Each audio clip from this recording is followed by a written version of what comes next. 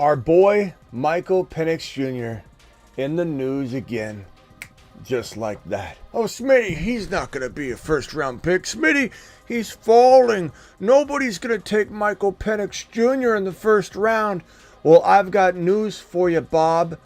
Now, according to this Adam Schefter report, the new offensive coordinator in Seattle is going to be Ryan Grubb, who is this man's offensive coordinator. So this guy comes over after creating one of the most prolific offenses in football for 2 straight years, comes on over to Seattle, now the Seattle Seahawks offensive coordinator, and you can bet your bottom dollar that there's no way Michael Penix Jr. is slipping past 16 when this offensive coordinator is sitting here in the driver's seat. That means Michael Penix Jr. is now a top 16 overall lock. This is a Moon Man, and the Fantasy Football Show begins right now. Live from the FantasyFootballShow.com studios. It's the Fantasy Football Show. Live! Monday through Friday, 8 p.m. Eastern. Smitty is also live whenever news breaks. From the FantasyFootballShow.com news desk, here is your breaking news. Well, looky here, reindeer. We're back for yet another piece of breaking news. This one about Seattle Seahawks new offensive coordinator, Ryan Grubb, who, like I said, came over from this absolutely prolific passing attack in Washington, led by this man in 2023. Not only reaching a national championship game, but also having one of the most prolific passing attacks in college football. The year prior, in 2022, this man, this offensive coordinator, potential mastermind, what did he do? He had the number 1 passing offense in the nation. I believe it was number 2 in scoring in the nation. He comes over and now holds the number 16 overall pick. He comes over and has decision-making power. Wrong board. There we go. Decision-making power to, or at least he's going to nudge, right? I want my quarterback. I need a quarterback. You want me to be the offensive coordinator. And we have a coach in McDonald, defensive-minded. Do you see the pattern here? Do you see the pattern here? We've got Houston with a defensive-minded head coach, Slowick as offensive coordinator. You've got Dan Campbell, who's just a manager they call CEO of the team, and you've got Ben Johnson commanding things. You've got Zach Robinson commanding things from an offensive perspective. You have Raheem Morris running the team, but bringing defensive mindedness to the team. You have Adam Peters designing the same thing in Washington. Dan Quinn, defensive minded head coach. Take away his defensive duties to a degree, right? He's going to help shape it, but he brings in Cliff Kingsbury. This is the same thing. This formula is being used over and over because if it's done properly, it can be magical. And this guy, Grubb, and this guy, Penix Jr., belong together in Seattle. And everybody running their mouth about Penix Jr. not getting drafted in round 1, Smitty, we now know that there's probably 0 chance Penix Jr. slips past 16 overall. In fact, wouldn't shock me if Seattle decided to trade up just to make sure they got their guy. This is fantastic news for this Moon Man extraordinaire. The Moon Man, dropping loads in outer space. Now, we do have, let's see here. We made room for Puka Nacua. At one point, Penix Jr. was going to potentially be a Mars man, Saturn man. We nudged him over to the Moon Man list to make room. But quite honestly, I could see this being one of those things where we look back and say, wow, we should have kept him on one of the higher lists. But it's okay. These lists are all absolute glory. You crack a Saturn man list, a Mars man list, and a Moon man list, you are making it. you've gone someplace in this world. Those are the 3 most prestigious lists to get on in the history of fantasy football, and Michael Penix Jr. is on one of them. The Moon Men, dropping loads in outer space. Now, what does that mean for all of the pieces in play right here? JSN, DK Metcalf, Kenneth Walker. It's fantastic news. It's Penix Jr. would open up the offense. Penix Jr. is 10 times the quarterback Geno Smith could ever be. And Penix Jr. will absolutely air it out. And like I said, number 1 passing attack in the nation in 2022 in Washington under Grubb. And then one of the most potent offenses in 2023 with Penix under center from Grubb in Washington. This guy is a fantastic land, and this is the rinse and repeat formula that your boy's been talking about ever since we started this carousel board. It's been offensive coordinator is the key and an absolute like gem of this formula here, this tripod, this trifecta, this Zach Robinson, Raheem Morris. Everyone made fun of this Raheem Morris coaching decision, and it was glory. It was sitting there, glory in the making. Then you have Dan Quinn come over, glory in the making. Kingsbury and Dan Quinn, glory. Raheem Morris and Zach Robinson, glory. McDonald and now Grubb, glory. And you got to do it live. Let's go. And off Whoops. he goes. Wrong button. Wrong button. Wrong button. You know, every once in a while, in some of the most built-up moments here on this channel, I hit the Planet Uranusman list button. That's a little too close to the mashed potato button. Oftentimes I hit it. It slips. And off he goes to the planet known as Uranus. Niners, you always come... God, Niners again. You always come in with these weird comments. Penix Jr. exposed? Exposed how? In a national championship game against one of the best defenses, if not, some would say the best defense in college football that made everybody mediocre. He literally exploded all year long. What are you talking about? This is the same thing that you probably say about Jalen Hurts, Niners, because you got goggles on. This makes no sense whatsoever. Exposed? How was he exposed, Niners? How? Do tell. Do tell. What? Absolutely producing amazing numbers all year, Heisman Trophy candidate, and he has a bad game in a national championship game against a tough defense where nobody was helping him out, and his own receivers admitted they ran the wrong routes. Odunze was wide open and he ran the wrong route, and he said the football was exactly where it was supposed to be. Odunze himself said it was not Penix Jr.'s fault. He stuck in the pocket. He kept getting hit. He got smashed into the ground. He kept getting up. Unbelievable comment, Niners. It's about as I don't know, mundane as any other Hurts got figured out, Josh Allen got figured out, or Lamar Jackson doesn't even deserve to be considered for the MVP candidate position because what? Because he lost? Like MVP should, like, I think CMC should have won, okay? But you ask a diehard Niner fan, and they act like Lamar shouldn't even been in the running. It's ridiculous. Or that Josh Allen shouldn't have been in the running.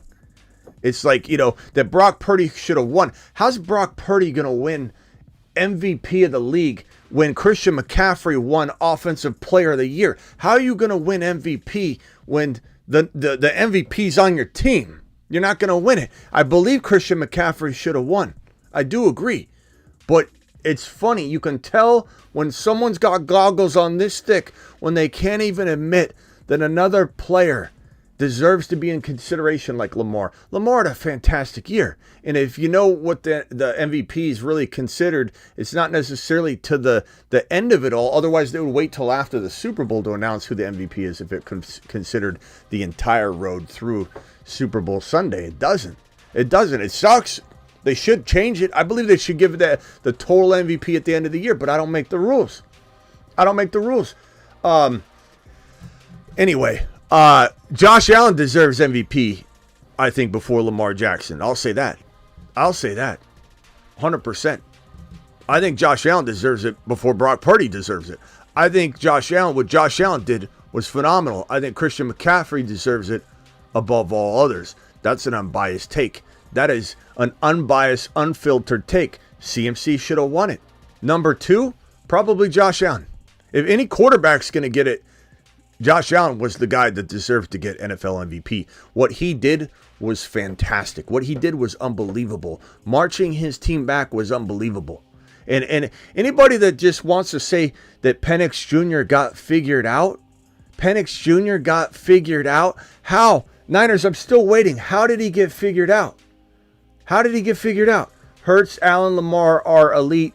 Don't bundle all Niner fans together. At least you admit that, Niners. At least you know Hurts is a monster. Josh Allen absolutely killed it, is right, Kevin. Purdy, game manager. No, I mean, Purdy's more than a game manager, but Purdy is not a top 5 quarterback in the NFL. Purdy is playing out of his mind this year. And if you want to make an argument that Purdy played like a top 5 quarterback for the majority of the season, you have an argument to make, absolutely, because the numbers don't lie. But is he a top 5 quarterback? Blanket statement? No, he's not. He's not even close to being a top 5 quarterback in the National Football League. He had a top 5 season. He also fell apart in the 2 most recent games and almost lost the game. Then he did have a great fourth quarter. He did have good final drives, and Brock Purdy actually put the team on his back for a drive in each of those games. So he did great. He got himself out of a hole that he dug. But let's not forget, Brock Purdy had 2 pretty bad games back to back, and now walks into a situation where he's facing maybe the toughest defense. If this team leans on Christian McCaffrey, the Niners could win this game. They have to lean on Christian McCaffrey. They put it in Brock Purdy's hands. What he did in the last 2 games, he'll probably do again. Throw INTs, get pressured. Talk about getting figured out.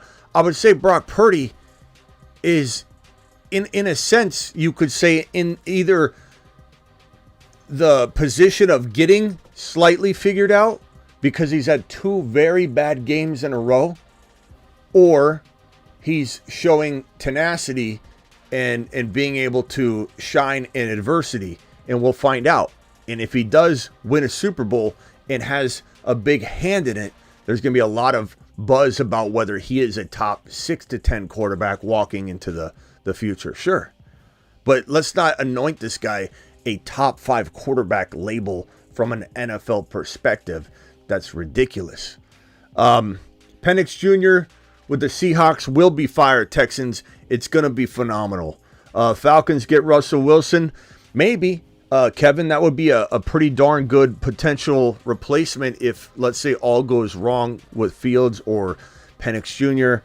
They pass on, or let's say Seattle trades up because they're afraid someone's going to snag him and Grubb wants Penix Jr. I don't know that they'll want to wait till 16 because guess what? Penix Jr. is going to shine in his pro day in workouts. CMC MVP. As I said already, Birdman, CMC. Penix Jr. with the Seahawks will be fired. Yes, he will. Oh, my Falcons. Purdy top 15. Sure. Speaking of 49ers, yeah, Juice's wife does all those jerseys. They're pretty cool, man. It's cool that she got a licensing deal with the NFL. Let's see here. There we go. Oh, my Falcons got to get Russell Wilson. Actually, honest, I think Allen should have won it, all bets aside. I think Allen was fantastic. What he did was unbelievable. Thank you, Kevin. Appreciate you. D-Town in the house. What's up, D-Town? Appreciate you. Appreciate you. Phone lines are open. Dial in. Call into the show. Call into the show.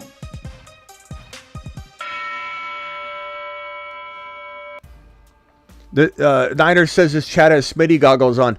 No, it doesn't have Smitty goggles on. You just made a statement that Penix was figured out. And I asked you, how? How? And have you answered that yet? How has he been figured out? That's a weird statement. Niners, if you said I don't really like Penix Jr. as much as whatever, I don't care. Like, I'm not getting, but you said Penix Jr. was figured out. I'm asking how. because he played badly when his wide receivers weren't there for him in a national championship game where he made it to the game, where he looked phenomenal. Didn't he go 14-1 if I remember correctly? Was it 14-1, 14-2? I think it was 14-1. I mean, I'm just waiting for an answer on that, Niners. That's all I'm saying. You can disagree with me, and we don't have to agree on Penix Jr. being good. I don't care if you like him, but you said he got figured out. And I just don't want someone in the chat to read that and think that there's some legitimacy to that, because there's not, Niners. There's none. Okay, dial in if anybody's got anything they'd like to talk. Niners, call in if you want. Let's talk Penix Jr. It's fine. D-Town to the moon. Matto to the moon. Does someone drop gifted memberships? Is that why? Someone's saying that I gotta pull this up to make sure. Let's do it live. Doing it live. Here we go.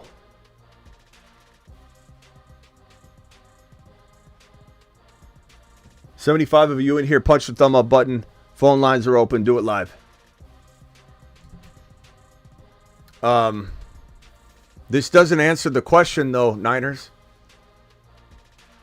Just like Fields, it's never his fault. I'm still asking, how do you get figured out? That's all I'm asking. I'm not even mad at your answer. I just want to know what makes you think he got figured out. Because he succeeded all the way to the final game. Can I ask you a question? If, let's say, Patrick Mahomes has a bad game and the Niners shut him down, does that mean he's figured out? Does that mean Patrick Mahomes is figured out because he has a bad Super Bowl? You know? I mean, figured out would be you keep screwing up and everybody, your entire end of your season starts tailing off. You know, you start looking like Tua at times. That's what I'd love to hear, is that if that's what you think has happened, because that's not what happened at all. 14-1? I think it was 14-1. 14-1. Reaching a college football national championship game. Win or lose. That's all I'm asking. Seahawks offensive line. Offense to the moon, says Beta. Yeah, this is great. Look, this is great news for Seattle. This is great news for JSN. This is great news for DK. This is great news for Kenneth Walker in the run game, to be quite honest. And I love the formula that's being used. I don't love the formula that's being used if it's not done properly. But McDonald with Grubb, Morris with Zach Robinson, Quinn with Cliff Kingsbury. I love this formula. I absolutely love the formula. What's being done here is better than bringing in just Harbaugh. Like, bringing in just Harbaugh is not as good as having Grubb and McDonald, Morris and Zach Robinson, Kingsbury and Quinn. Now, maybe one of these doesn't end up being, I'm not saying they're all going to land. I'm saying this formula is amazing. Sometimes the equation doesn't add up. Sometimes there is guesswork. We don't know fully what some of these guys will do when they get the big seat. Like that, I can't predict. Sometimes coaches unfold, sometimes players unfold. I mean, look at Christian Watson. Look at Jahan Dotson. These guys looked like they were almost locks to do what we thought they were going to do, and they didn't. Sometimes players and coaches don't step up, but this formula is sound, and the offensive coordinator decisions paired with the defensive-minded coach is sound. Dan Campbell with Ben Johnson's amazing. If Ben Johnson had left, we would be worried about Dan Campbell's offense a little bit, right? This is a formula I love. And Penix Jr. paired with his OC, with McDonald, and the tough-minded defensive type of thinker that McDonald is, and hopefully leader of men that I think he'll be, just like Dan Quinn, just like Raheem Morris. Raheem Morris, you won't hear anybody talk up Raheem Morris as a coach than a guy like Kyle Shanahan, who talks up Raheem Morris. Shanahan talks up Dan Quinn and Kingsbury all the time. Shanahan, of course, talks up Adam Peters, GM of this Washington Commander tripod right here. Absolute phenom of a trio. We've got Travis on the line. Travis, you're live. That's Smitty. Yeah, I'm especially excited for if this happened for DK, just because I feel like he hasn't quite been unlocked all the way. I feel like he could have a monster season, and JSN too. But I feel like over the last couple of years, like DK hasn't quite been able to reach his full potential with Gino. Yeah. Yeah, and let me just say though too, like, look, Niners came in hot and said that Penix was figured out, and all I said was, what are you talking about? Like, what do you explain to me what that even means? It's okay if you don't like Penix Jr. Like, you know, someone says like King Callie said, I don't like Penix Jr. Either, Niners, but I don't really think he's been figured out. Like, I'm not mad at King's comment of not liking Penix Jr. I don't care. That's the funny thing. Like, Niners, what you insinuating that everyone's got Smitty goggles on in here, it's not true. I'm arguing with people all the time. And it's not like everybody always agrees with what I'm saying. When Penix Jr. came out as a Marsman, or I slid him over to the Moonman spot to make more room, like, not everybody in here liked it. It was very, I would say, not well received. You don't have to have Smitty goggles. I don't want people to always necessarily agree with me. I don't want people to argue for just argument's sake. That's not what I want. I don't want fabricated fights in here. I want authentic, conversation. But just to, like, when you say something like that, like Penix Jr. has been figured out, I'm just asking what you're talking about. I don't care if you don't like him. You could have said, I don't really like Penix Jr. I'm not going to call your comment out. I'm not going to be like, oh, you don't like Penix Jr.? You have to. You have to if you're going to be in here. I'm not saying that, bro. I'm not saying that at all. You just said he's figured out. And I'm asking how. How did he get figured out when he went 14-1? How did he get figured out going 14-1? He played, you could say, bad in one game, but you could also say he played with grit and tenacity, and that his wide receivers admitted they ran wrong routes on some of the biggest plays that would have kept this game in exciting and potentially close. Like, that's all I'm saying is you're not giving Penix Jr. any sort of fair, shake here. That's what I'm saying. I'm not saying I care about whether you like him or not. He also faced one of, like, the better college defenses we've seen in a while. Yeah. I mean, they're going to shut down quite a few college quarterbacks, even good ones. And, that's not to say he didn't have points in the game where he could have played better and stuff. But, I think Niners said something about him being in the Big Ten versus or getting out of the Big Ten, going to the Pac-12, so it's easier and stuff like that. But it's like, you can only judge what he's done against the competition he's played against. He was injured all those years when he was in the Big Ten as well. So he went 14-1. The Washington had one of the best offenses in college football. Grubb had the best offense the best passing offense in college football, all of college football in 2022, and number 2 in total offense, I believe. And yeah, you don't think he wants Penix Jr. on his team? And I'm not saying anybody in here is necessarily arguing that this adds up, 16 overall, if Penix Jr. does fall. But I think this news locks in Penix Jr. is going in the top 16. Geno Smith is not somebody that lures somebody over. Like, I don't think he's sitting here going, oh, I can't wait to work with Geno and turn Geno into a monster. Geno could be his very, very backup emergency, things go awry plan. But I have a feeling Bo Nix or Penix Jr., based on the way things are trending now, one of them falls to 16. But there's a lot of teams that need a quarterback in this range right here. This is like QB alley right here. You've got Minnesota, as of now, needs a quarterback. Denver needs a quarterback. Las Vegas may roll with O'Connell. They're saying that, but let's be real. Smoke season. New Orleans, Carr will likely be there, but will they go after a quarterback? Indy obviously won't. Seattle, and then maybe a team like Pittsburgh trades up. They need a quarterback. Maybe Miami signs Tua to a long-term deal, like it's being reported. Then they're out of it. But definitely a lot of opportunity for some of these teams to take a gamble on a Penix Jr.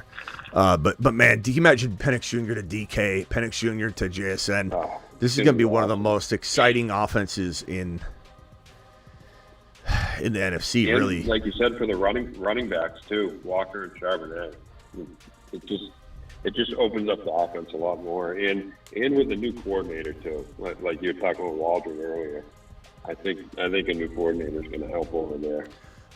Left out Jets and OC Aaron Rodgers this year. My team Hackett is obviously just his hype man, but 2 MVPs together. Love Penix, by the way. I argue constantly. It's okay, Jake, and it's not bad to disagree. Like that also kind of makes me go a little, passionately wild. Is when someone insinuates that you have to agree with me, or that Smitty gets mad when anybody doesn't disagree. Why do I have if this is all about if you disagree with Smitty, he doesn't want you around. Like, why do I have an open phone line? Like, all in. It's like it's crazy. And not to mention, I disagree with people all the time. But when people suggest something, like Penix Jr. was figured out off of one game when he went 14-1 during the season, I'm just curious. That's all. I'm just asking the question. Say you don't like him. Say you don't like him. Say you don't like him, but don't say he got figured out. Or yeah, you're gonna have me ask you, what are you talking about? Penix. Penix. Year 1 will not be anywhere near Geno. We'll see, Trey. We'll see. We got the Niner band together against a division rival. I wonder how much of that has to do with that. Are you going drafting tonight? I don't know if we're going to draft tonight. I'm not sure if we're going to draft tonight. Penix to Atlanta wouldn't bring. I love Penix to Atlanta. If Penix Jr. goes to Atlanta, that's fantastic. I mean, I'll be bummed for this situation, but I'm more worried about Atlanta than I'm worried about Seattle. Like we've seen Seattle survive with Geno. Geno's not bad. Geno's not Ritter. Geno's okay. Geno could be top 12, producing. Yeah, especially when he's healthy. Yeah, especially with Grubb. Like Grubb. The Cowboys this year, when he was healthy, he can throw. Especially with Grubb. If Geno gets Grubb and that's what they end up with. Like, I'm not that disappointed because we know that Geno's able to deliver. He's kind of like I don't know, what is he? So, obviously he's not Ritter. He's not Stafford, but he's like definitely more closer to a Stafford than he is a Ritter. He's not Stafford. He's far from it, but that's the way. Him and Russell Wilson are kind of similar now. Yeah. I kind of put them on the same tier, I think. Yeah, but Atlanta's got nobody. At least Seattle's got Geno, and I'm fine with that. I'd rather Seattle keep Geno and Atlanta get Penix Jr. than Atlanta keep Ritter or go Jimmy G shopping or something. Then I'm gonna lose it. Like, give me Geno here, Penix Jr. in Atlanta. I'm fine with that. But I do believe that Penix Jr. would have to have, and he could, a magnificent, unbelievable workout, pro day, etc., which he could, and I predict him too, and then he climbs up the board. This also presents a competition threat where teams are saying, okay, Penix Jr. is now no longer falling to round 2. And competition breeds, crazy reactions. So this is where this right here, being the last team in the first half of the first round, being the last team willing to grab him probably in the top 16, that presents a problem for all these teams that think, okay, he slides to my pick before Seattle gets up again. So it'll be interesting what that triggers. It'll be interesting. And you got this news here we talked about earlier today where JSN, when talked about Shane Waldron, he totally just crapped on him. Just said, how do you feel about Shane Waldron? Are we live? Yeah. Oh, I'm just playing. I mean, he's a good person. And then he went on to say nicer things, of course, but that was his initial reaction. And so we're talking earlier about that Chicago's in trouble. And this wasn't just because of what he said. I feel that way. Waldron's not anything proven whatsoever. I don't like what Waldron did. I love that Grubb comes over, brings aggressiveness to this offense, and probably brings that I want to go get my quarterback. Just like everybody here that's it's a new offensive coordinator. Like, what's the common theme here? A new coach and new offensive coordinator. I get to go get my quarterback. I get to go get my quarterback. I get to go get my quarterback. And then Washington, I get to go. Defensive head Seattle, coach. yeah, Seattle defensive head coach, offensive coordinator. I get to go get my quarterback. Defensive head coach, offensive coordinator in Atlanta. I want to go get my quarterback. Same thing. It's the same formula across the board. And if you have the right OC in place, the only negative here is that these OCs, if they do such a bang-up job, they're getting head coaching jobs the next year. Right. That's the only problem. Right. So it could be bad. It could be bad. But if they do a good job, at least like in Seattle, for example, addicted to Hawks. I'm assuming he's a Seattle fan. Seahawks. I'm guessing. He said Pete Carroll wouldn't let Waldron call slants and crossers to DK except 2-minute drills in the fourth quarter. So if that's true, I'm guessing he probably knows what he's talking about.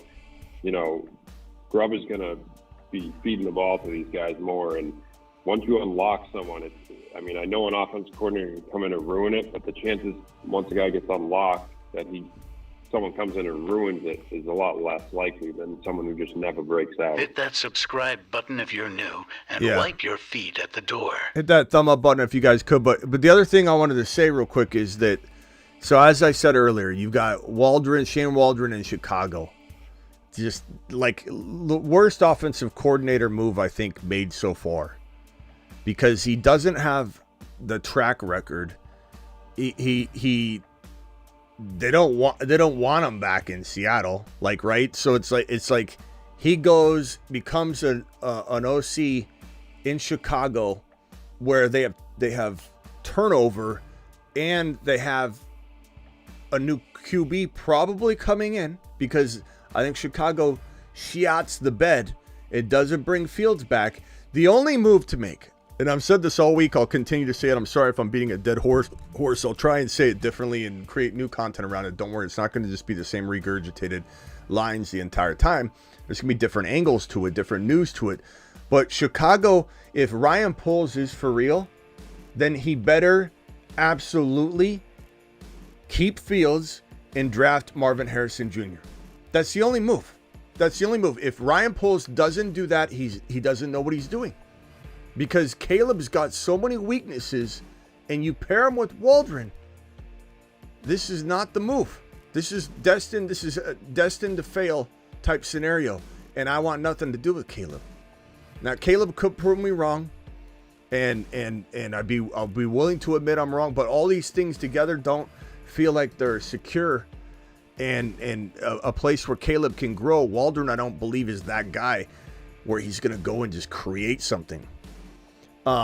If he gets Caleb, I don't like it. And that's probably where I want Caleb to go, because Caleb is not my favorite quarterback in this draft class. JD5 is. I don't want JD5 anywhere near Waldron. I don't want JD5 anywhere near Chicago, where they mismanaged Fields so badly, and Getsy, who did that, had a big hand in that, went to Las Vegas. We don't want Fields there, nor do we think Fields will go there. Why would they pair the two back up?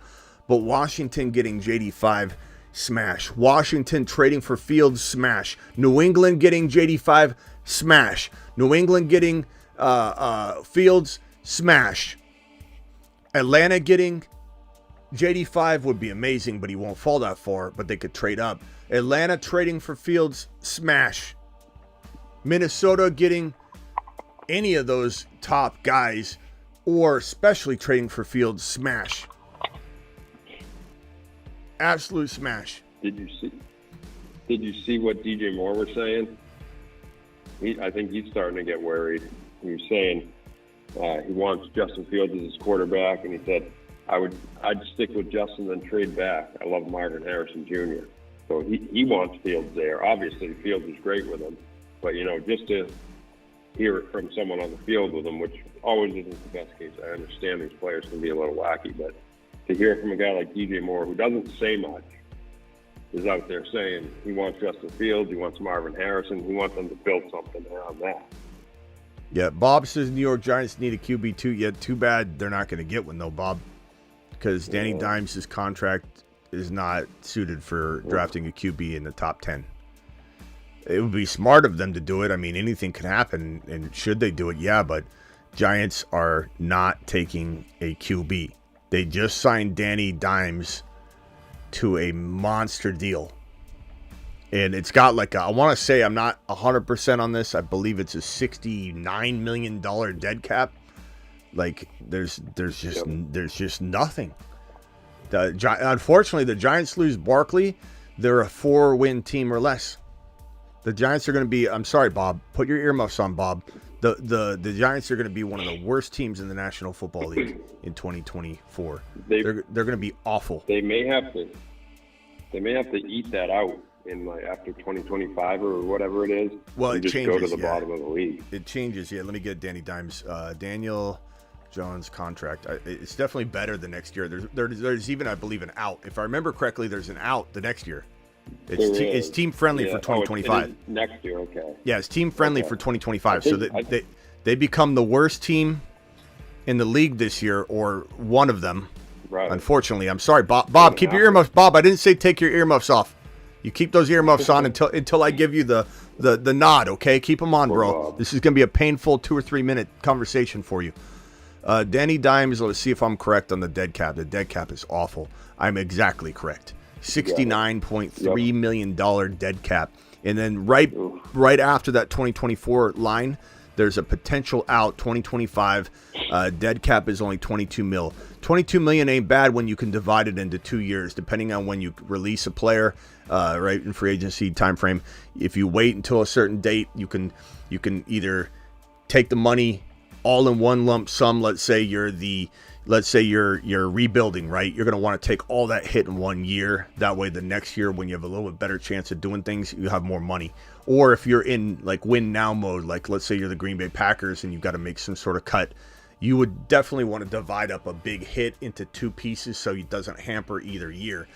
Danny Dimes, that $22 million, they can divide that into 2 years if they want to. But $22 million is very, very manageable if they cut him after this year. But his $69 million dead cap means that he's your quarterback. Like you might DeVito and him together, who knows how it works, but he's your quarterback.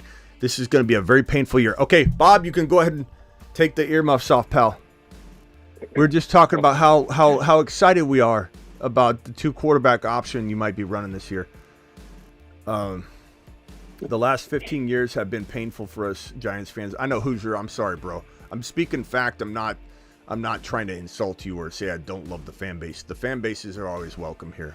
Sometimes when I'm critical of a team, I'm not critical of the fan base. Don't they have a couple 2011 they won a championship. I know it's, well, I guess it is going on 15. You know what the only good thing about the Giants being awful for 2 straight years probably is that maybe Dable gets to go somewhere and develop a different system. Because I think Dable's wasting away. I agree, Jake. So although he must have thought he could change Daniel Jones, I guess. As a Cowboys fan, I'm happy Giants have Danny Dimes. I bet you are, TM. TM, where you been, by the way? Yeah. Anybody else dial in if you guys want to talk about this situation? But again, I was going to go on the Dynasty channel, but I want to make one thing abundantly clear. The main channel takes priority over everything. It takes priority over Rumble. It takes priority over the Dynasty channel. It takes priority over everything. So if news breaks and I was supposed to go live on something, then it might kick one of the other shows, move it to the next day. But this was breaking news that I felt had to get out there. It was pretty fresh, about less than an hour old. I tried to make it my way into the studio, fire it up, turn all the lights on, and get all the graphics ready, do it all. Sometimes I can go live with it about 5-6 minutes of a piece of breaking news that's this impacting. And this is impacting because it creates a lot of movement in the NFL draft top 16. And it also is going to solve one of these major wide receiver problems, where wide receivers are not getting the football. Atlanta, Drake London could be a monster if he just gets fed the football. Yeah. DK and JSN, I mean, they just need you put Grubb with a QB he knows especially, and they start being very potent, it doesn't matter even if they win games necessarily. Of course, you don't want someone to get fired that's going to produce a good fantasy football offense. You want them to have success so that coordinator and that team stays together and produces for years and years. But like, you're not worried necessarily about Seattle winning a Super Bowl next year or making it a deep playoff run. You just want a lot of yardage. You want an offense that's going to open up. And it felt like Pete Carroll, to a degree, ran kind of like a I don't want to say a Harbaugh type attack, but like what Harbaugh is going to do to the Chargers, kind of water down some of the ability to score fantasy points because he wants ball control and all that. I felt like Seattle was capping a lot of their potential for these guys. Like, they're just like Kenneth Walker. He would do so well per touch. In the beginning of the year, he's scoring touchdowns, but he didn't get the carries. And that's why in the middle of the year, I'm like, I just feel a little bit worried about Kenneth Walker, guys. Remember when I did a couple live streams in a row on that? Because it didn't feel like they were going to feed him. You know, he wasn't getting the touches. And he deserves to be thrown the football. He deserves to catch more footballs. Kenneth Walker has the making of one of the best pass-catching running backs in the National Football League. Kenneth Walker could be the third, second, fifth best receiving back in the National Football League. It doesn't matter if he's doing it. I'm telling you what I think he could be if you threw the ball to him. His ability in open spaces is better than anybody in the National Football League. He's the number one running back in the National Football League in changing directions, going north, south, east, and west all at the same time, like figuring in one run. This guy it's like Forrest Gump, straight across the field. This guy can go all different directions. He doesn't just north-south run. He does everything. And that type of player in a passing situation, in a receiving situation, has the most upside out of anybody. The way he's a magnet to open space. If anybody remembers why I even started the Moon Men, the Mars Men, the Space Men, it was Kenneth Walker. It was Kenneth Walker, and it was Kenneth Walker and Brees Hall. And it was all about these guys are going to outer space. These guys are spacemen. They're amazing in open space. That's where it all started. Is Kenneth Walker in open space? He's a spaceman. He's absolutely great in open space. He can navigate open space like nobody. And then we started kicking it, and then all of a sudden it started evolving. And also now we got 3 different planets. Now we're going crazy with it. But man, I really hope this happens. I really love the Grubbs there, and like I said, worst case scenario, guys, Grubb with Geno will be good. It may not be as good, and even if, let's say, Penix Jr. fails, your fallback is Geno. Like, Geno becomes one of the best backups in the National Football League. Just like Sam Howell is not what we really want, but Sam Howell is going to become one of the best backups in the National Football League. The Washington Commanders can win games with Sam Howell for 4 games if they need to. They can win 2 or 3 of those 4 games. Geno Smith will be one of the best backups in the National Football League because he arguably could be, in this offense, I believe, a top 12 quarterback. All right. Hey, Ron Navy's on the line. Ron Navy, you're live? What's up, Ron? Hey, what's up? What you got for us tonight? Stop being so mean to the fan bases, dude. I'm not being mean to the fan base. I'm just messing with you. Oh, I'm being real with a take that says that somebody's been figured out when they haven't been figured out. That's all. I'm not mad at Niners. I haven't said anything about Niners himself. So you expect Penix Jr. to go to Seattle and start right away? With Grubb there, absolutely. That's his boy.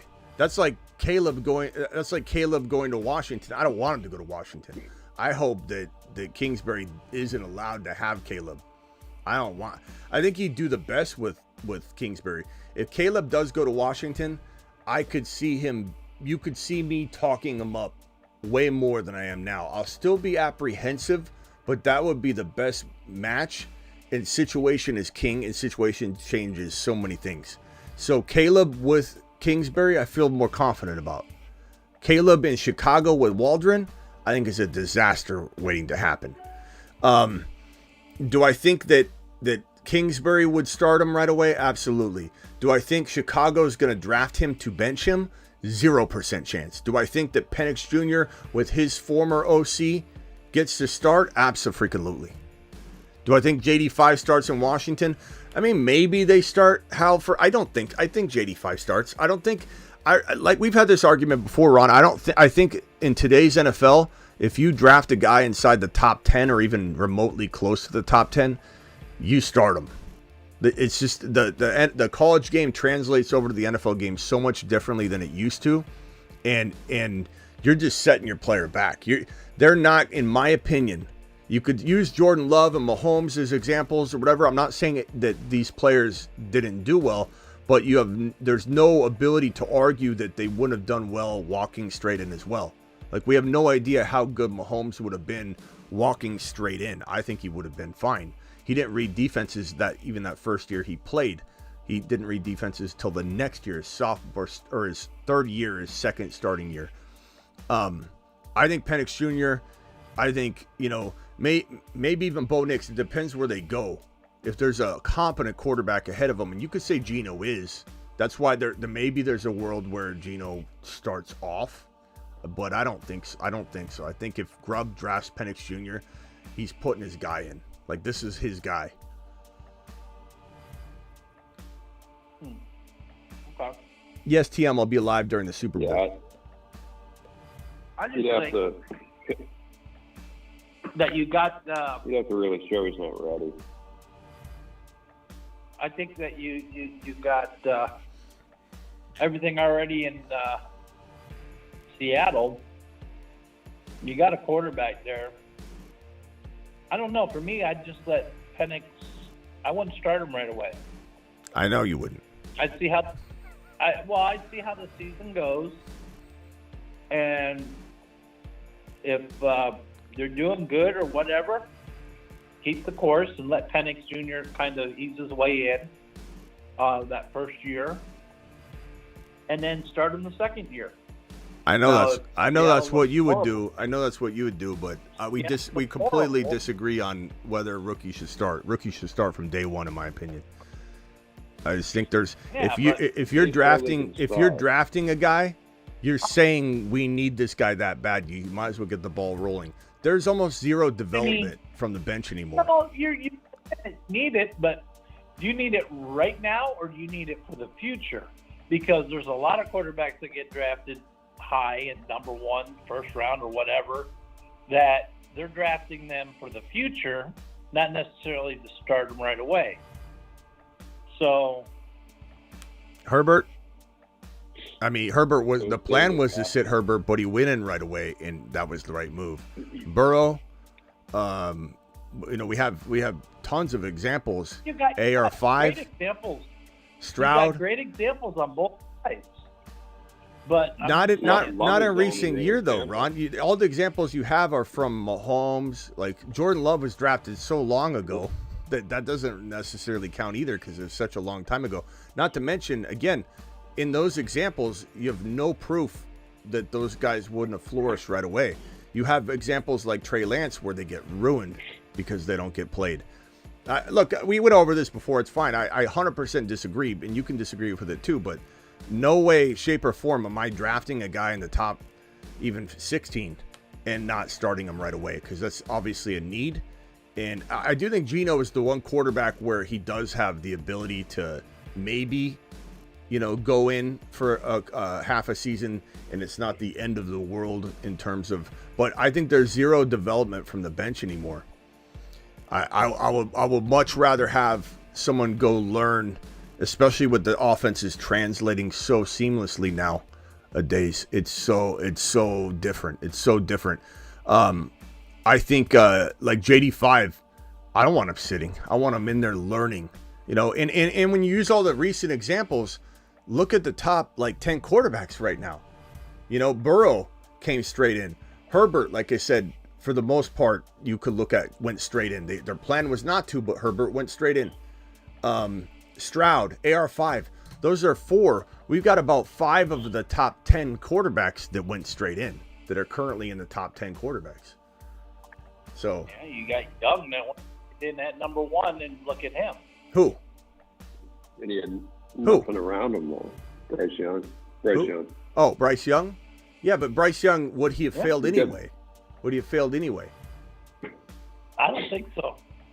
I don't think so. To me, I think the biggest point is you gave an eye test. You thought he was better than Stroud. I mean, yeah, but Ron, things change. I don't know that he would have done as well. Like I've already said, if you swap them, I think Stroud would have struggled tremendously, but he still would have been better. But Carolina's bad. Carolina's a bad spot, like for sure. I'm totally dismissing what you're saying. Some quarterbacks thrive being put in right away. Some of them can handle it. Some of them can't handle it, but if they sit a year or two, they turn out being like Love, who actually will probably continue to get better and be a great quarterback. That's the only point. Yeah. There are some scenarios where, like I said, but the problem is any quarterback that went to Carolina could have failed. Unfortunately, that's just a very bad spot. It's a very, very bad spot. But we were big. We were big last year on the quarterback for the Texans last year, and what was his name? Do we even remember his name? Mills? Yeah, Mills. We thought he was, but he wasn't. They started him right. Yeah, but again, I don't. Okay, anyway, neither here nor there. We disagree. That's fine. Another quarterback. We disagree on this topic for sure. But they'd be good. But anyway, like if Bryce went to Texas, would he be good? If Bryce what? If Bryce went to Texas instead of Carolina, would Bryce be this year? Ron, I feel like we're repeating a lot of things. I already said this. I already said if you put Stroud in Carolina, I don't think we'd even be talking about him right now. I think we'd be saying the same, like we'd be saying a lot better things about him than we are Bryce Young. Okay, I know. And then I said if we switched it, Bryce Young wouldn't have been as good as Stroud. I don't think so. I've already told you that. Stroud developed in insane ways that in retrospect, there's no way I would go back on that and say that. But Bryce Young would have looked much better. He would have looked much better. And I'm just having a conversation. No, I know. Having a conversation. Young is Spud Webb without the muscles. That's true, Bob. That's true. Bryce will be good, says Josh. I don't know. We'll see. I don't want to write Bryce Young off yet, but he has no offense. It's really, really kind of sad. But it's fortunate that Stroud went to the place he went and Young went to the place he went because the better quarterback got the better offense, which is fantastic. Stroud turned the crappy Texans around. They're not crappy, bro. The Texans had a lot of upside from GM moves straight down to coaching. They had an awesome they like the Texans were the easiest team to see coming. They just needed the quarterback. They needed the quarterback. Everything else was in place. And they even kind of failed at running back, but made do and turned Singletary into a really good player. But Pierce was this high, awesome prospect coming into his second year and his rookie year, and he kind of just crapped the bed. Imagine when they bring Barkley in. But I definitely feel like the Texans had a lot going on for him. They were really, really good. But Stroud put them over the top. What? I think Singletary was the result of what Buffalo's always done, and they've always crapped their running backs. They've always Singletary's good. Singletary and Bryce played well. Todd is really good. He played very well. He wasn't good with the Bills because they have the opportunities. They're probably gonna bring Barkley in. That's my guess, and I think Barkley's going to absolutely thrive. I think if they bring Singletary back, he'll still play very well. So either way, their run game will be good. I think Singletary deserves a look from somebody, but I think the Texans will say, what are we missing? We love Singletary. Maybe they bring him back as well. But good God, you put Barkley on this offense, and it's going to be unbelievable. It's going to be magical. What if Barkley goes to Dallas? I know you got Henry going there, but what if Jones, and I wouldn't put it past him, what if he's like pulls out his pocketbook and gives Barkley a huge sum of money like he needs, and Barkley ends up on the Cowboys? Yeah, I mean, Barkley's for sure. Those are the four. Like, if I pull up the Barkley board, it's these four spots really. It's Houston, it's LA, it's Dallas, it's Baltimore. But I think Henry's in Dallas. That's just my gut. And there's a lot of buzz behind it too that's building now, so it all kind of feels like it's lining up. Henry, probably the Dallas. Barkley feels like the rumors and the vibe and the buzz seems to be pointing toward Houston and LA. It's smoke season. Anything could get flipped upside down at any moment. But Baltimore with Jacobs feels likely. Like, if I'm predicting landing spots, I'd say any of these could be flipped upside down. Jacobs to Baltimore. Every time Henry. LA, I'm thinking Rams, and I'm like, the Rams don't need them. They got Williams, and I know you mean the Chargers now because I'm still not used to LA Chargers. San Diego. My prediction is Henry to Dallas, Jacobs to Baltimore, Barkley to Houston, Corum to Chargers. But I mean, Barkley could go to LA and play for the Chargers, and then they also draft Corum. I just don't like that situation. I think that it's going to look great, but I don't know. I don't know if LA is going to be the best place. I feel like it's a trap. I don't think it's a good place if they were to run one RB, but I think Harbaugh runs two RBs, and I think no matter who he signs, he drafts Corum still. If Corum's there, he'll take him, no matter if Barkley's on a roster or not. And we don't want that. We want Barkley in Houston, where we saw Singletary thrive. Imagine if Barkley was able to get those carries. Barkley's, he's injury prone, and I do worry about that. But man, in Houston, he lighted up. And Henry's got a real shot at doing one more year of damage. I don't know that he stays healthy the whole entire time. I think this is one of those things where he's elite per game, but then misses 5 games or something. But Derrick Henry in Dallas is the one place where I say to myself, and I don't think he'll be in the 4th round anymore. Right now on Underdog, he's in the 4th round. I absolutely love Derrick Henry in the 4th round on Underdog. But if he lands in Dallas officially, I very much think he'll climb into round 3, probably a lot higher than that. I wouldn't be surprised if it was 2.10. Derrick Henry in Dallas is going to be everybody's going to be all over it. Jacobs, we'll see where Jacobs goes. But anyways, so this news is crazy. This news is it's definitely solid no matter what. Again, worst case scenario, if Penix Jr. doesn't go or land in Seattle, and let's say he gets taken earlier. Let's say Las Vegas takes him, whatever. Then Seattle, Denver. I mean, Las Vegas says they're keeping O'Connell. We'll see what happens. But if let's say Seattle misses out on the Penix Jr. sweepstakes, Geno is still a top 12, 14 quarterback, especially in this offense that's about to be deployed. So everything's still good. I don't think we have to wait on pins and needles for a Seattle quarterback. It's great regardless. I mean, it's going to be fantastic.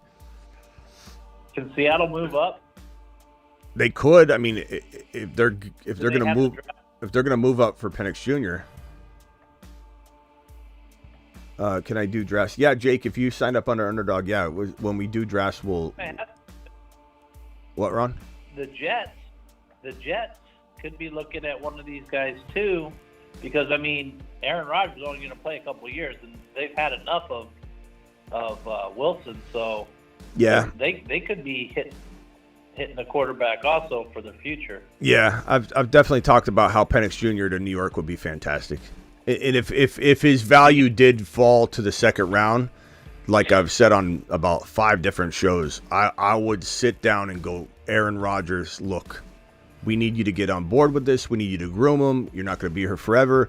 He's fallen into the 2nd round. He won't now. I'm just saying when we had different live streams talking about it, because no one wants the Jets to take. They have too many other holes, and they're banking on A-Rod.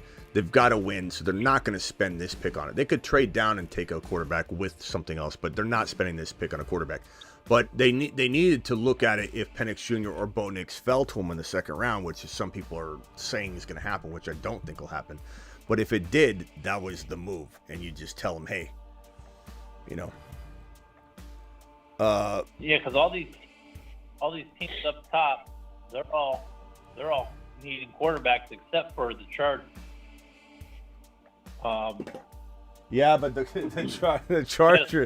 Chargers, man, don't. I'm not saying this is going to happen, but don't put it past Harbaugh to trade Herbert and draft JJ McCarthy. I'm not saying it's likely, but like it's certainly not impossible. The way he loves this McCarthy kid, and the way he talks about him. And again, I know somebody's made a point. Well, they probably brought him in and said, "Hey, you need to fix Herbert." But he probably, to turn down that Michigan offer that was the offer of a lifetime, he probably said, "I get to do whatever I want, right? Whatever I want. Yeah. If I want to clean house, I get to clean house. Are you giving me, carte blanche or whatever?" That's what he got. Someone could make an offer on Herbert, thinking he might, and that could tempt him. Absolutely. If I needed a quarterback, I'd be poking around at Herbert. I'd take Herbert on the Steelers. Herbert in Minnesota, if something wild happened like that, Herbert would go to Minnesota. That's my prediction. If something wild happened. That'd be a good spot. And when you think about it, the 11 overall pick, let's say Herbert went to Minnesota for the 11 pick, the Chargers could take they would get McCarthy here, and they'd probably get like a Dunze. Oh, Chargers, yeah. And like if you believed in McCarthy, and I don't, he was on one of the most bland passing attacks in the nation, just one of the best teams because they're Harbaugh solid, their defense, they're balanced, they're gridiron football team. That's why I'm not excited about the Chargers that much from a fantasy perspective. Maybe the run game. If Barkley went to LA and they didn't bring anybody else in like Corum, I'm going to be excited about the run. But that's it. I'm not super excited about Keenan Allen. I'm not super excited about Quentin Johnson. I'm not super excited about anybody. I think it's going to be very, very bland for the most part, hard-nosed football. But, man, can you imagine? I mean, if they did have the 11 and the 5, they could, and they probably wouldn't even use this on a Dunze. They probably wouldn't. I mean, they got Allen, they got Mike Williams. They probably would say, let's fix some other pieces. I don't know. Did you hear that Baker got caught on the hot mic saying he wants to stay there in Tampa? Yeah, and that was kind of already known anyway, because when you think about it from Baker's perspective, it's like this is the team that gave him a shot, and he feels like loved there.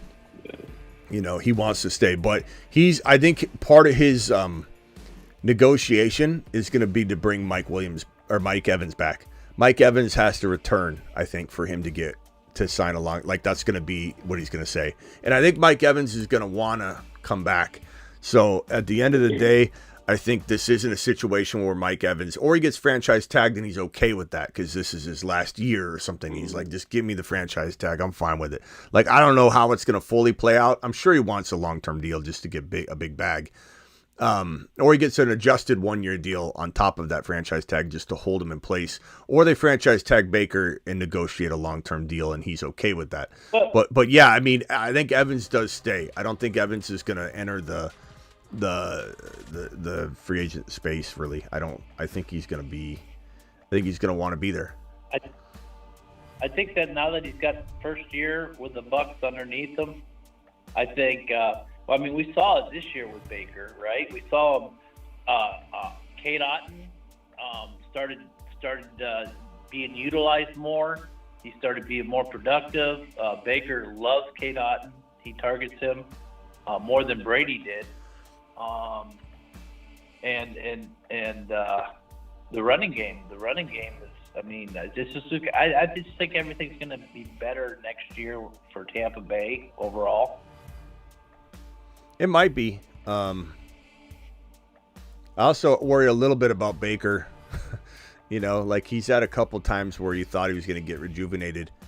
This isn't the first time that he's had a spike. This is a very long spike, but I'm not going to lie. I still worry that it will be a long-term spike. I don't know in play. He got him in the playoffs. I know. Good, so yeah, I know. That month's not back. So, I think I think Baker found his home, and He did. He feels loved. He feels supported. Yeah. The last place he wants to go is somewhere where he's on a short leash. He's not on a short leash there. They want him. They love him. They love him. So he's definitely staying.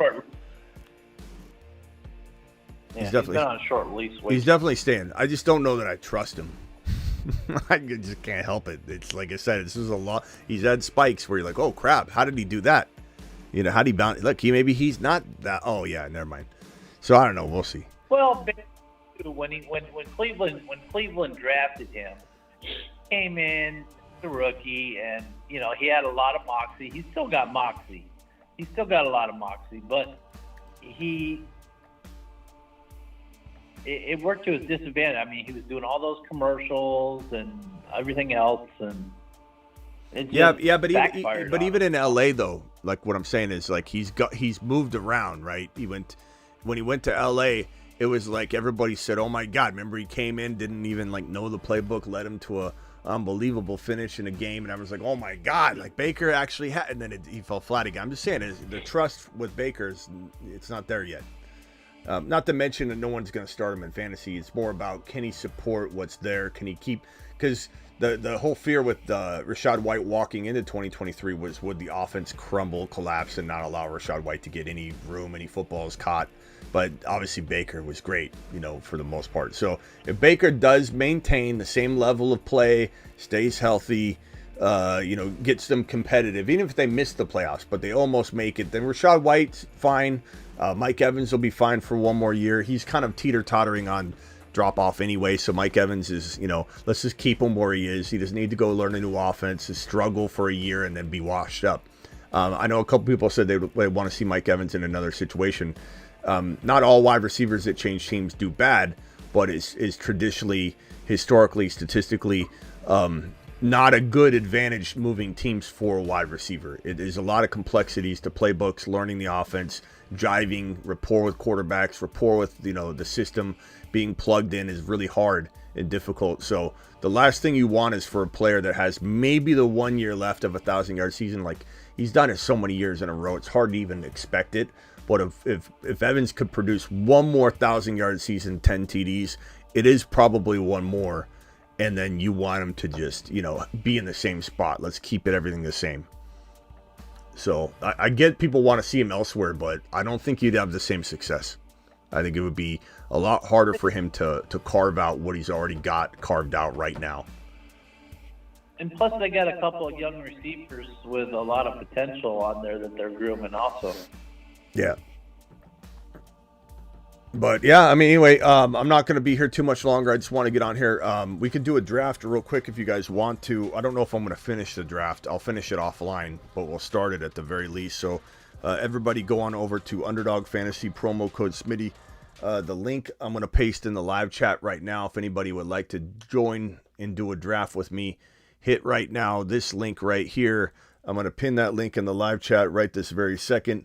And we're going to jump into a draft right now. I'm going to give you guys time to sign up real quickly. So that link I just dropped.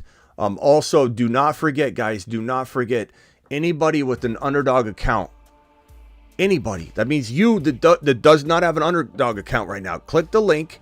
It's a $10 minimum, but I believe, I'm not 100%, but I believe you don't even necessarily have to make your deposit yet. Just get your account signed up in time and everything. If you're going to draft later with it, but you want to just grab your account, hit the link, grab your account now and sign up so that you are eligible for about $1 million is being given away in different increments. I believe in hundreds, deposited into random Underdog accounts. They're calling it airdropping $1 million to anybody qualified with an Underdog account is qualified. So you'll be sitting there during the big game. Randomly, they're dropping 100 here, 100, up to $1 million being dropped to Underdog accounts at random, deposited straight into your Underdog account.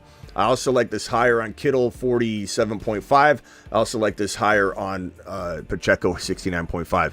If you're also new, they give you this special here, Patrick Mahomes. If you're new, this will be available to you. If you click that link and you're new, you can claim this big game special. Patrick Mahomes, all he has to do is get one total yard and you hit that higher automatically. I think you're also entered into this win up to 100 times your money during the big game.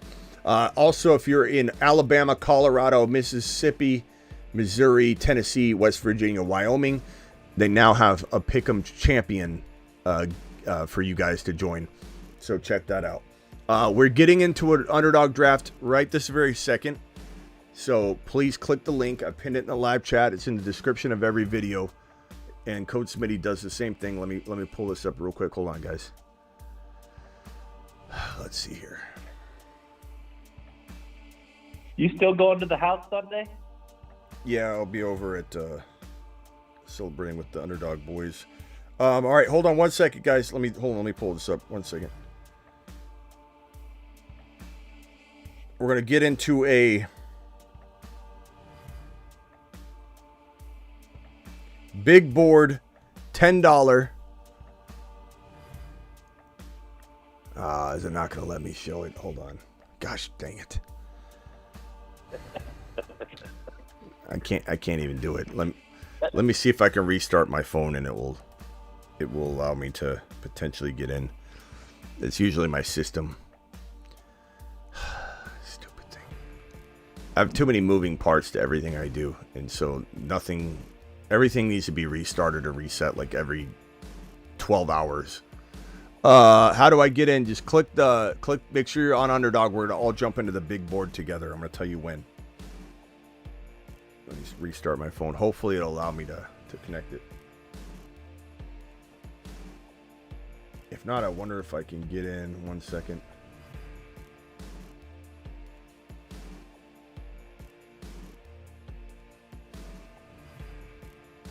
I was gonna say I could get it on my iPad, but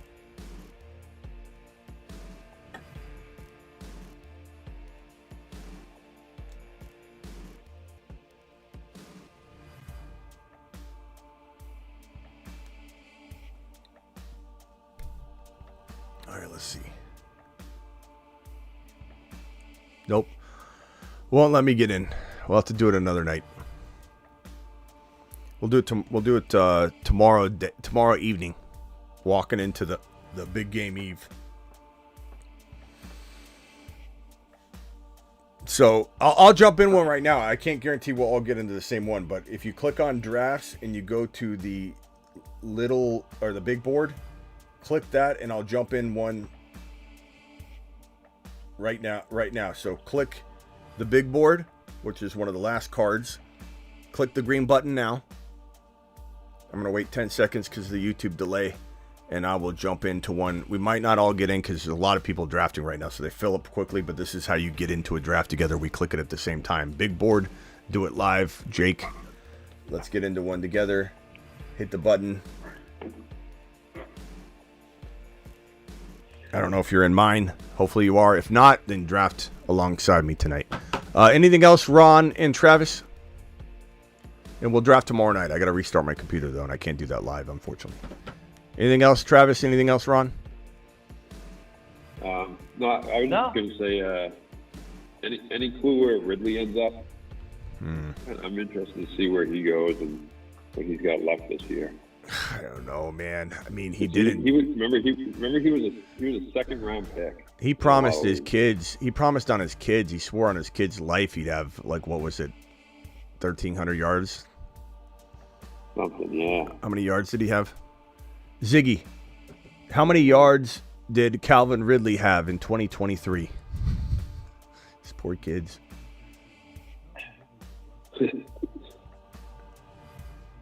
1,016 wasn't bad. Yeah, I mean, he had some good games. It was just, yeah, 116 wasn't bad, but he promised on his kids that he'd have 1,300, I think. It wasn't his fault. Like every time Zay Jones played, he would go off. Like it wasn't his fault. Different routes and playing a different role. Yeah. Well, it was. That's why I was curious it was that when Zay Jones was out, they just have him run streaks all day and stretch the defense, and so like it was like, oh, let's throw 4 passes to him, but he's running an impossible mission, an impossible route, and it's like you convert 0 of those 4 deep balls, you get 0 points, and then Kirk was just sliding all around in the midsection of the field while Ridley was opening up space, and then when Zay would come back, Ridley would thrive, so. I don't think it was Ridley's fault, but I don't know that Ridley did enough to get some huge contracts. So it will be interesting. I've heard people say, what if he went back to Atlanta? You never know. We've seen that kind of thing before. Could he go to Denver? Could he go to New York and play with Aaron Rodgers? Sure. Could he go to Cincinnati if they let Higgins go? Sure, but why not just bring Higgins back is probably what they're going to do. Yeah. Could he go to KC? I'll take him to New England. Yeah, could he go to New England? New England would be. Yeah, if they bring in JD5 and that's your alternative for a wide receiver, ad, that's good. That's fine. Chargers, maybe you don't go draft a receiver and you just bring in Ridley and Saquon or whatever, or you draft Corum and you bring in Ridley and you spend the 5 on something else. I don't know. Giants, I could see them trying to bring in Ridley. I could really see Ridley in the Giants in a Giants uniform. I don't know that I like. Yeah, I don't like it, but I could see it. They need a wide receiver. They think Danny Dimes could be developed, and then they bring in Ridley, and it all craps to bed. Denver's interesting because I think they're going to trade Judy this offseason. I thought they were going to do it last year, but it doesn't seem like he fits there, and they don't want him there. And so they're going to need a receiver, and I think it sounds like Sean Payton really wants to go after a quarterback in the draft if he can get one. Yeah. There's a lot of scenarios I could see playing out. All right, boys. I'll see you later. Yep. Thanks, Smitty. See you later, Ron. All right, Ron. Anything else? Later, Trav. Hey, yeah. What timeline? I know you talked about it, but I missed it. I missed it, and I didn't go back the other day. Hawkinson's time to return. What are they looking at? He's missing all of September, and who knows how long he'll be out in October. Could be a week, could be 2 weeks, could be 3 weeks. He's missing at least 4 weeks, though. He waited way too. I mean, he didn't wait too long. He had to wait until just recently. He just had his surgery. Like, he tore his ACL like over a month ago. Part where they had to wait because of inflammation and all that other stuff. Yeah, I just missed the time. I didn't hit that. And unfortunately, like, he's not. I'm not saying he's not a muscular guy or that he's not strong. Like, he might have. We don't really stare at his quads, but typically, a smaller guy, like a very light guy, like a Devontae Smith, or a very muscular player. Even though Barkley struggled his first year back, so it's not all like clockwork, but typically it's those strong, running backs with quad muscles that help support the knee and make it tight, that have really quick recoveries. Breece Hall, I would say Hawkinson, wide receivers don't cut the same as RB, so you don't necessarily have to be exactly where a running back is to be successful. Like, maybe if you're slow moving a little bit, he could still catch the football. He could still be smart, run a route, be a big body that could catch a pass. But I would guess that based on how long it's taken to get to this point, we'd probably see a correlation in his rehab. But he could rehab quickly. He's just a bigger guy. It's not going to be it's going to be more weight on the knee. It's just a little different. I could see him getting ahead of schedule, and then they're potentially thinking it might just be the 3 or 4 games, but I could also see it being something to where it's kind of problematic. But to wait this long is kind of abnormal. This is a long time. Waiting a week or two is not all that uncommon if the MCL is very, very swollen. They want to make sure it's all, where it needs to be. They don't want to open it up and then cause more trauma to it. They got to let the MCL heal and get calmed down so that when they open up the knee, that part is done. It doesn't have to be, doesn't have to go through, because you get a lot of swelling. And if he's rehabbing that MCL, like if he would have had the surgery, let's say less than a week after tearing it, then his knee would have been cut open. Swelling would have ensued because they're cutting and drilling into the knee, putting a new ACL in there, cutting your patellar tendon, cutting a window into your patellar tendon so they have a hole in it. Basically, what they do today, it used to be different. It used to be they'd take a cadaver ACL, a dead person's ACL, take it out of the person, and then here's the knee joint right here. This is the lower part of the leg. They literally drill a hole here, take this cadaver tendon that's already been an ACL or ligament, cadaver ligament, and they just insert it. They drill a hole here, and then they put the dead ACL, the dead person's ACL in there, and then they stick a bunch of like screws in there and drill it in, and then the screws have holes in them so that the bone grows into the hole and grabs onto the screw, and everything gets really tightly fit. It's kind of like masonry. It's kind of like woodwork. If you put a pole into a hole, like a peg, and you drill holes, like it's like a dowel joint in a way. So then that used to be what was thought to be the fastest recovery. And when I tore my ACL, the doctor offered me, do you want the quick recovery or do you want the longer recovery? And I was like, well, what's the quick recovery? He's like, a cadaver ACL, a dead person's ACL. I'm like, hell no. And so the alternative is you have your patellar tendon that goes over your knee. They cut a window out of the middle of your patellar tendon, kind of like piercing your tongue. You poke a hole in it, and then over time, a very short period of time, the holes converge and they grow over and it connects again. So you don't have a hole your whole life in your patellar tendon. It grows and connects together. That's why they take it out of the middle. Similar to when you take your tongue ring out. If someone were to take a tongue ring out, it would close up again, or ear piercing or whatever. So they take that. Once they take that little window out, this is what is a patellar tendon? A tendon. What is an ACL? A ligament. So you're asking a piece of a patellar tendon to turn into a ligament. So what do? They put it the same process. They drill a hole here, take it, put it in there, and then it needs to die. And so it dies and turns into a ligament, a hard ligament. And that's part of the why it used to take longer, because you have to wait for it to die. They drill it in. And the important part is this will slip out if you don't allow the bone to grow in and it all to kind of like heal, because you don't want to be tugging on something that is trying to grow together to make a tight fit, like the dowel joint. So that's why you have to so much time on crutches. If you were to start walking right away, you'd probably rip the ACL right out of that hole, because it wouldn't heal. So it's a long process. It's a real long process. Like bone growing over it.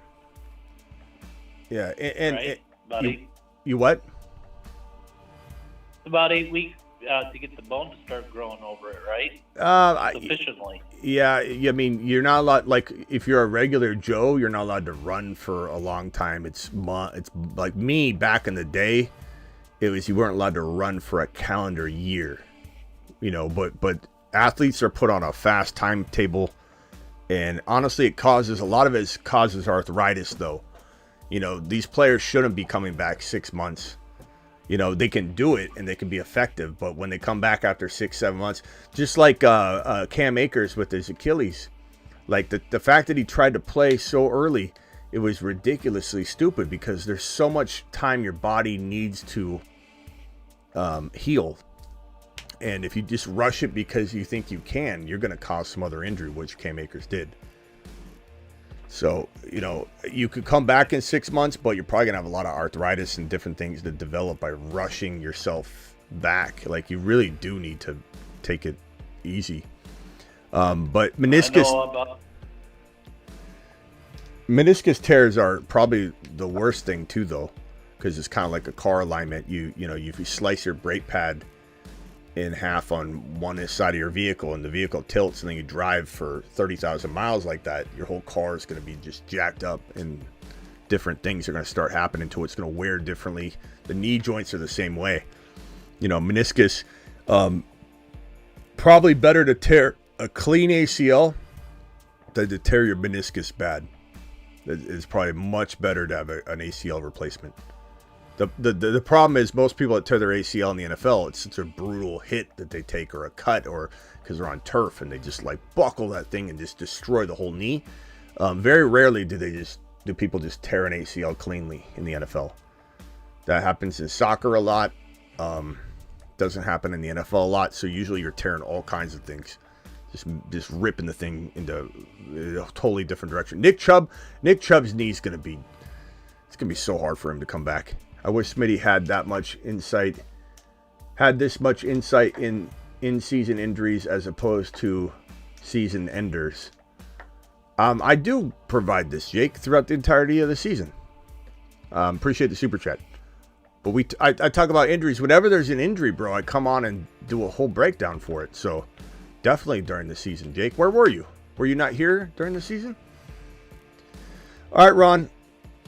I'll see you later, pal. All righty, Smitty. Take care. Later. Take care, chat. Yeah, Jake, I appreciate the super chat, by the way. We talk about this whenever there's an injury. In season, off season, doesn't matter. Why do you think I was so against Cam Akers, drafting him and the compensation injury, like the likelihood of Cam Akers tearing his other Achilles was like so high because the band rushed back. Like we did a lot of injury breakdown on him. Never knew Rodgers thing was an option. I was on crutches forever, says Jake. They've had a lot of advancements in a lot of these injuries, my guy. So when I had my ACL surgery, it was a year. I couldn't run for a year. They wouldn't allow me to run or jog for a year. That has since changed. You also back then, even this has been for over 2 decades. When you wake up from an ACL, talking about torn knees is different than possible comebacks. We all speculate on. You're joking, okay? Yeah, Dobbins, that compensation injury. That's right, Travis. All those injuries, compensation injuries are real. They're real. But when you wake up from an ACL surgery, your knee is in a machine and your knee's bending right away. It's on a machine and it goes and you wake up out of the surgery with your knee just moving back and forth. It's crazy. And I tore my patellar tendon off my kneecap. That was the worst one. The recovery was quick. I was running after 4 months. But that recovery was quick. And the other thing, too, is with an ACL tear versus a patellar tendon tear, if you tear your patellar tendon, here's your top joint. Here is your kneecap, or your kneecap.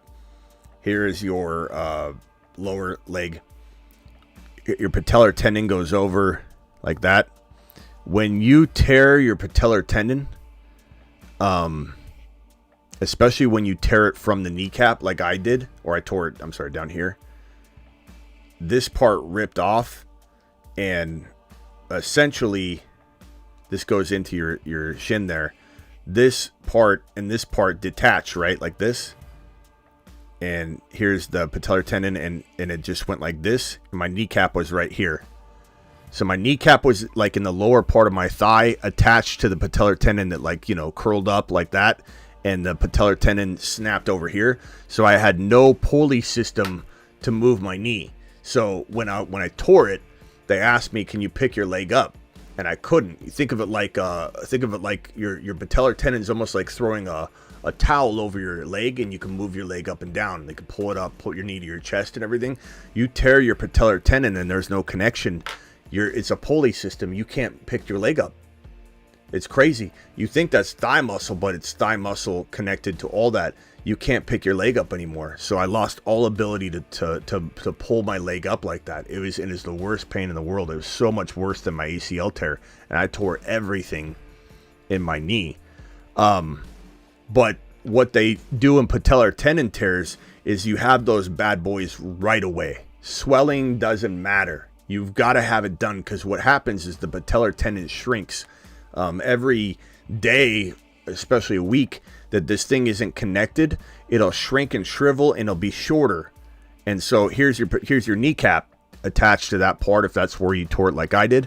All of a sudden, this doesn't connect anymore. Then they got to stretch it, and they got to try and make it right. And then you have problems. Then all of a sudden, your kneecap's not on the right, necessarily like perfect positioning, and everything's pulling differently, and then they got to go back in and redo it. So when I tore my patellar tendon, unlike my ACL, unlike Hawkinson's ACL, where they said we got to wait for the MCL. MCL, this is the inside of the leg. Your MCL is right here. Your LCL is right here. Your ACL and your PCL are crossed in the knee. Your meniscus is in between. Well, actually, it'd be right here. Your meniscus is in between. When you tear your MCL and your ACL, they'll wait as long as they need to for this MCL swelling or the LCL swelling to calm down. With your patellar tendon, they say we got to go right in. If we don't go right in, then we won't have the right, slack of the patellar tendon. So that's why you'll see patellar tendon surgeries, which are kind of rare in the NFL, but those will happen right away, like next day. I'll see you all later. Appreciate you. Don't forget, hit Underdog Fantasy, promo code Smitty. Underdog Fantasy will double your first deposit up to $100. Not to mention, anybody with a verified Underdog account will be available to potentially win pieces of this $1 million giveaway airdropped into Underdog accounts during the big game on Sunday. But you have to have an Underdog account. It's as simple as clicking the link in the live stream chat that's pinned, or the description of this video or any other video, or using code Smitty. Download Underdog. The link does all the work for you, puts my code in there for you. It's for lazy people. Just hit the link and be subject to getting potentially some of this $1 million giveaway. Go play these hires. I love these. I'll see you guys all tomorrow. Appreciate you.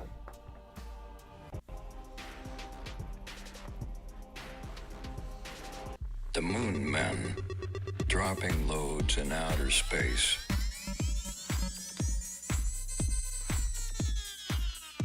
Space Monsters. Look at Penix Jr. Looks so good on this Moon Men list now that we know he has his OC from his college football team. Now probably looking to eyeball him at the 16 overall pick during the 2024 NFL draft. Number 16 overall, Penix Jr. to the moon. Let's go. Let's go.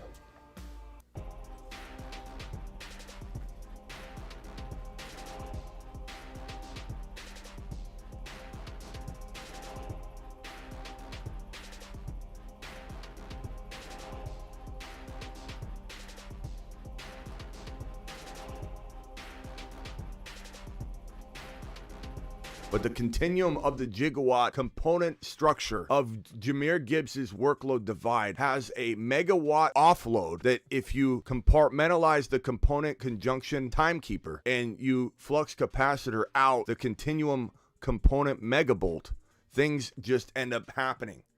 And that's why Jahmyr Gibbs is a top 5 to 10 running back instead of top 6 to 10. Thanks to my mod squad, Sick Nasty, Space Ricky, Travis Rowe, Blackbeard, anybody else that's in the building. DeBalt is one of my Dynasty mods. Appreciate DeBalt. Appreciate Jake and Kenobi and Birdman and who else is in here right now that's still in here? Matt O in the building. Birdman, appreciate you. Josh is in the building. Golf for life, my boy. Hazard. Fabio, appreciate you. Hoosiers in the building. Peanut butter and jelly. What's going on, my guy? Thank you, Jake, for the super chat, my guy. Appreciate you. Who else is up in here? Who else is up in here still? We got I already said Jake. I already said Steve. I think the fourth was it that I saw in here. Old Fish. Appreciate you, Old Fish. What's up, my guy? We got Tomas in the building. What's up, Tomas? Bob, you can take your earmuffs off. Blunt in the building. Blunt's been here pretty early on most shows. Hazard, appreciate you. Jaime's in the building. Later, Kenobi.